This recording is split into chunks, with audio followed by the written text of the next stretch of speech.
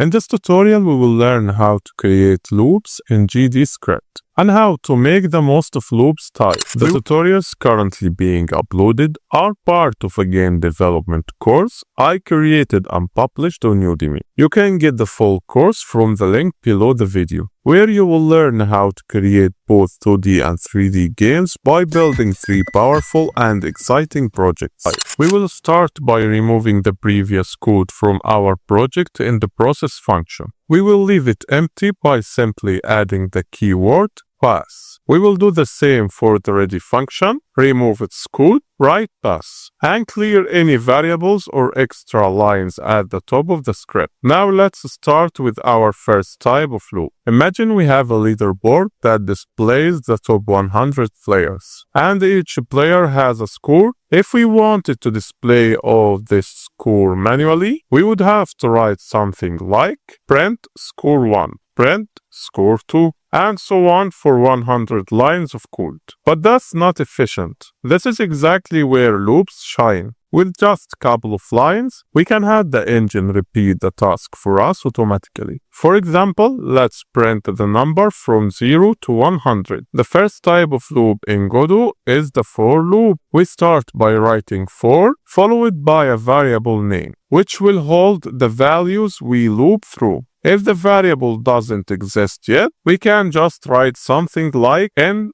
in 100, double quotes, then type print n. If we save and run the game now, it will print numbers starting from 0 up to 99. That's because the variable n starts at 0 and increases by 1 each time until it reaches to 99. With this simple loop, we just printed 100 numbers with only 2 lines of code. The structure is straightforward. Write the key for, it's fixed.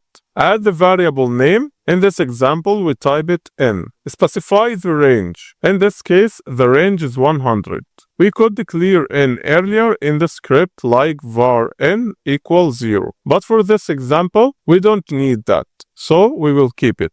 We have just seen the first method of looping with for loop, and in the next step, we will comment out this example and explore the second way to use loops. Here we might get an error because the ready function is empty and doesn't contain anything. Now let's move on to the second type of loop. In this method, we will first create a variable, for example, var n equals 0. We will then start our loop using the while keyword.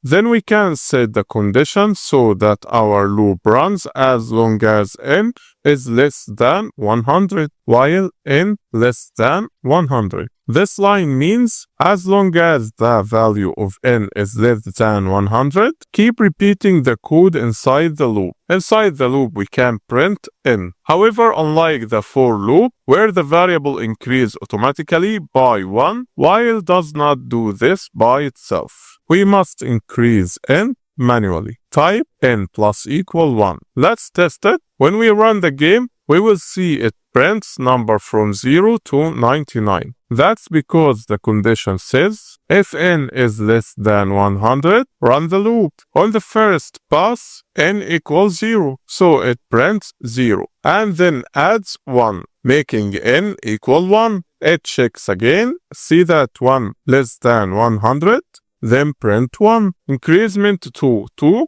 and so on until it prints 99. After that, n becomes 100. And since the condition 100 is less than 100 is equal false, the loop stops. That's the basic idea of both for and while loops. In fact, no real programming project exists without some kind of loop. Next, we will comment out the while code using Ctrl+K. Then go back to our for loop example and uncomment it the same way. Previously, our for loop started from 0 and ended at 100. But what if we wouldn't want to start at 0? The number we specify after n is the ending point. But we can also set custom starting point. For example, for n in range from 10 to 20. This starts at 10 and ends just before 20, meaning it will print numbers from 10 to 90. If we run the game now, that's exactly what we will see. Right now, the numbers are increasing in ascending order, going up by 1 each time. But what if we want them to increase by 2? That's easy. Just add a third parameter to range. For n in range from 10 to 20, increasing by 2 each time. This will print 12, 14, 16, 18. Let's clear the output and run the game again. Sure enough, we get 10, 20, 14, 16, 18. Now what if we want numbers to run in descending order instead of ascending?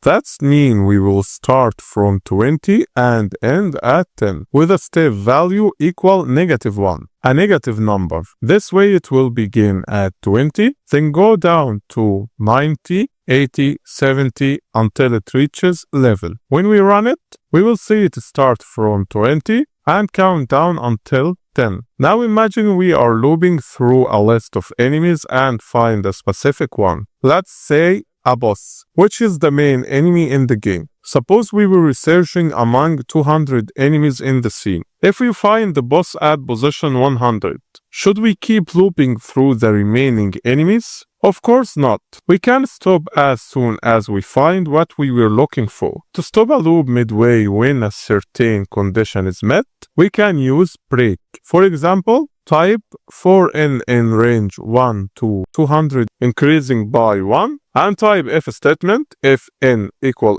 100. If we have reached to 100, stop the loop, type break.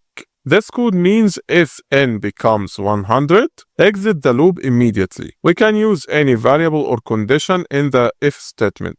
Once it's true, the loop will stop. When we run this, we will see the loop counting from 1 up to 99. Once it reaches to 100, it stops, even though it could have continued until 200. That's how we can end the loop early when we no longer need to continue. In this tutorial, we learned how to write loops properly, covering ascending loops and descending loops, and how to break out of them when needed. In the upcoming tutorial, we will see more practical examples of loops in action.